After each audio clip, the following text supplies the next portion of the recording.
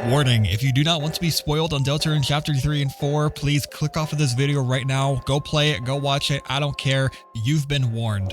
Right before Deltarune got its 3rd and 4th chapters, I made a video talking about theories that were only made with the information from chapters 1 and 2. But since we now have double the amount of content in the game, let's see what ones were proven right and see how many of these were absolutely debunked. I'm ranking these based on how hard they are proven correct from 1 to 10, with 1 being disproven, 5 being inconclusive, and 10 being confirmed. Be sure to like and subscribe if you enjoyed the video, and let's get straight into it. First off, let's debunk 5 theories all at once. Chris Knight, Susie Knight, Ralsei Knight, Toriel Knight, and Undyne Knight, all completely obliterated overnight. An absolutely devastating truth nuke that will take decades to recover from. Anyway, let's move on to the theories I covered last time. Number 1, chess theory. This one predicted that the major boss of every chapter would be based around a chess piece, or there would be 7 major characters based on these 7 chess pieces. 6 of them would be the regular chess pieces, and 7 would be the observer or the player. Lancer's dad is the king, Queen is the queen, and we had the knights finally show themselves in chapter 3, and chapter 4 had Gerson. Now remember the Christianity power scale. Bishops are beefed up priests. Father Alvin, this little green guy, is a priest. He mentions he doesn't write his own sermons as not to tarnish his father's legacy. It wouldn't be too out of the question for Gerson to be related to the ministry. I mean, he spends the entirety of season 4 inside of a church, so it makes sense. That or the giant pillar monster is the rook, but I really don't count that. We could also go with Chris being the pawn, since we've controlled them from minute 1. They can't live without us, and we can make them do some pretty horrible things without their control, especially if you factor in Snowgrave. This one still holds true. We had 4 of these 7 presumed chess pieces already, so we just had to see a rook, a bishop, and some kind of observer, kind of like overlord player. I mean, we have a contender right there. I'm gonna give this a 7 out of 10 on the scale. Not really disproven, and there's still plenty of opportunity to add the remaining pieces from the game. Number 2, the vessel comes back. It didn't, but still can. It's getting a 2. I don't see this coming to fruition until the end of the game, and even then, I don't see them being a big player. Number 3, entry 17 is Gaster entering the Dark World, or the Darkness. We didn't really get any info on this, but we did get the voice on Chris's phone talking to them and instructing them on what to do. The same phone plays the entry 17 audio inside Dark Worlds. So I think that Gaster is definitely linked to Dark Worlds and is influencing Chris, or at the very least, some weird supernatural entity is telling them what to do. This is getting a 6 because I don't know how it stands, but we did get the bit about Chris actually getting talked to on the phone and directed by some weird force. I just don't know how it comes into the story or where Gaster stands in all this. Number 4, Ralsei is Azriel. In the beginning of chapter 3, we get a cutscene going over what Darkeners are, and Ralsei directly tells us he is a Dark World entity that cannot leave the Dark World. Not to mention, he still vanishes when he dies in battle, so I think this is getting a big fat 1 for disproven. Number 5, Ralsei is the Headband. I mean, we don't get to see what object Ralsei is, so it's still kind of up on the table. However, in the Zelda minigame, you take a camera that reveals the true forms of Darkeners. These Pippins are just dice when you take a picture of them. If you take a pic of Ralsei, he doesn't reveal anything. His identity is still obscured, and realistically, what implications would there be if Ralsei was a headband or a shirt or a crayon? He is a Darkener. He helps you on your adventures. I don't think there is a reason to hide what object he is, since it doesn't matter for the plot, really. It's really weird when the game shows the object forms of Lancer, the Queen, and random enemies, so why not show what Ralsei is unless he has some weird properties about him?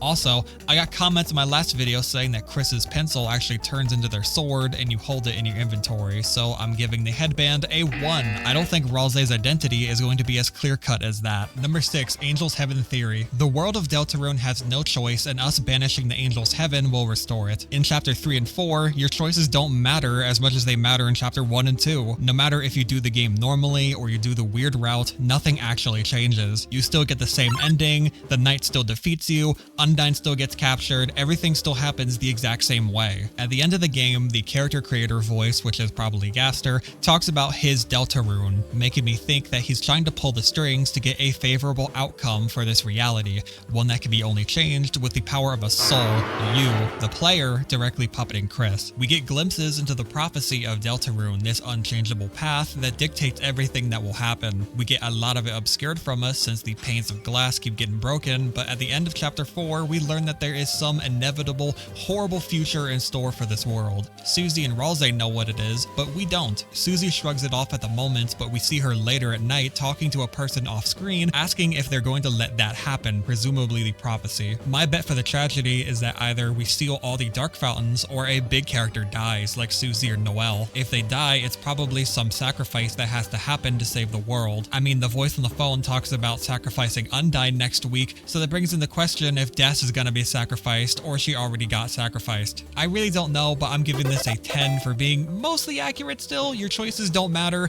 and they haven't for half the game now, but I could see some endgame revelation that leads to Choice being restored to the universe, or some crazy shit happening, I don't know. Number 7, Woody theory, or friend inside me theory. Obviously this gets a 0 since there wasn't any room left inside of you once Dirty Mike and the boys went in. There was still a cowboy segment in chapter 3, but unfortunately Woody, or Discount Woody, didn't show up. Number 8, Spamton divorced theory. I mean, we didn't get anything about Jevil, but Tenna does hold on to Spamton's peepees. Spamton tries to talk to Tenna, but he doesn't recognize him and guns him down using the power of the LA gangs. So Tenna and Spamton definitely broke up. Jevil's a long gone lover now, and maybe Spamton was in love with the original Mike before 3 dudes started impersonating him. Or maybe Spamton dated all 3 fake Mikes, making his love square into a love hexagon. And every side is broken. Overall, Spamton is chronically divorced, and this is getting a 9 for still being very correct. Number 9, Chris is a vessel. I mean, Chris is literally described as a soul with a human cage and human parts. Your soul can make Chris do things that they would absolutely not want to ever do, and they even rebel against their soul if you're heinous enough. We haven't seen any other humans to know if all of them have their bodies puppeted around or not, but given how the vessel still looks identical to Chris, and that Chris is more of a meat puppet than ever before, I'm gonna give this a 10. They might not be the vessel you make at the beginning of the game, but is definitely a vessel to us, the player. Number 10, Sans is a darkener. Given how every other darkener turns into their object equivalent in the light world and we only ever see Sans in the light world, this is getting a big fat 1, disproven. Number 11, Sans is the same person in both games. I mean, you have a song in Undertale called It's Raining Somewhere Else, and in this game you have a song called The Place Where It Rained. Playing right before, you have Sans hanging out with your drunk mom. Among the myriad of different things pointing to Sans being a dimension traveler, I think the question is why Sans got to Undertale and how Deltarune's ending will cause the infinite choice-based parallel universes of Undertale. Also, Susie bleeds in this game, showing Lightners bleed in this universe when injured and they turn to dust as they die with Gerson. Sans is the only injured enemy to bleed in Undertale, once again reinforcing he's not from Undertale's universe originally. This is getting a 9 from me, still solid, lots of fiber. I just want to know how the hell Sans got from Deltarune to Undertale, and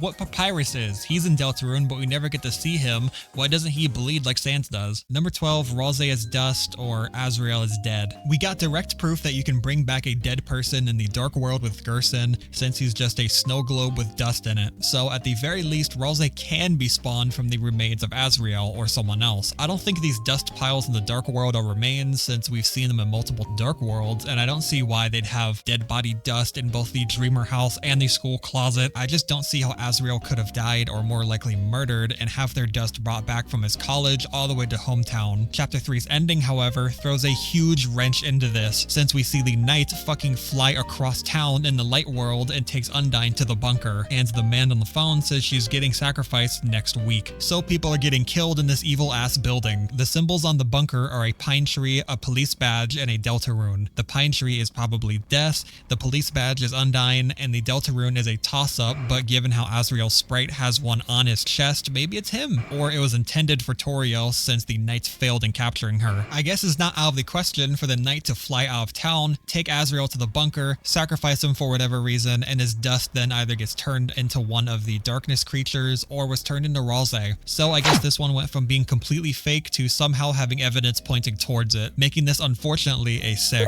Not too confident, but certainly have some evidence. I don't think this is real, but all this really puts into question if Azriel is still alive. I mean, hell, we haven't seen him yet, so who the hell knows what's up with him? Who does the Deltarune Deltarune represent on the bunker. Number 13, Des is in the code. We already had 2 sets of unused lines for the first part of the game, but chapter 3 and 4 gave us new dialogue that seems to have been written by the same person that was talking previously. This time, the person talks about having a nightmare of walking back into darkness and light shining through the doorway. Then the door slams and everything goes black. Is that the nightmare, or is everything else a dream? For starters, this mirrors the first part of chapter 1. We walk through a door, it closes behind us, and everything goes black, just like in her dialogue. It seems like the same thing that happened to us happened to them. The second dialogue says, "I'm starting to lose track of time. If someone told me it's been years, I might believe them. Before the sun came up, so many wonderful things happened that made time meaningful. Things like breakfast or late night TV. In this place, I don't eat or drink anymore. I can't tell if I'm awake or dreaming. I can't even tell if I'm dead or alive. It's just nothing but pitch black silence except for the noise, the scratching noise I sometimes hear. This sounds crazy, but even though no one can hear me, when I hear that noise, I feel like someone's listening. Anyone, if you're there, thank you." Given that one of the icons in the bunker was a pine tree, this could easily be Des, who's been missing for a long time now and is also wintry like the rest of the Holiday family. The person also mentions late night TV, and we had a cutscene of Tenna being sad that everyone stopped watching him. So I doubt it's the vessel in the code, since they wouldn't have these memories like Des would, or Azriel if we're believing that Azriel is lost or dead. This is getting a 10. I still think that this is totally Des, and all the little things pointing to finding her and her being lost means that she's stuck in the bunker and she's been there for a long time.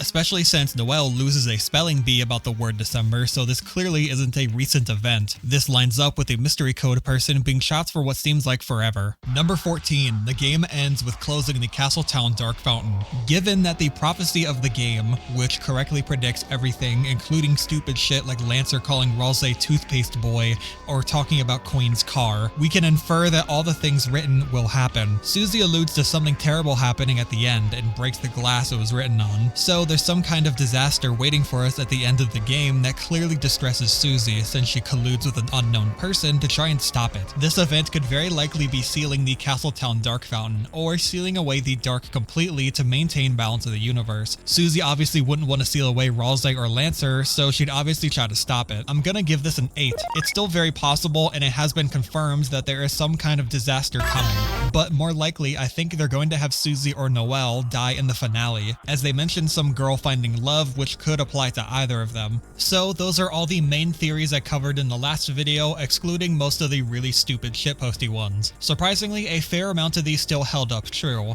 and some of the ones that I thought would be confirmed got disproven. Thank you for getting this far. I'll be doing another video soon, probably looking over the secrets of the new chapters. Thank you to Chris Griffin and Lance Rockhard. You guys are awesome. You will get early access to vids, uncensored vids, and a booster only channel within my Discord, and a little booster roll. Mainly just a tip jar. Regardless, thank you for getting this far. Give me a like and a sub if you enjoyed the video. Comment your own Deltarune theories or little information you want me to point out, and I will see you guys later.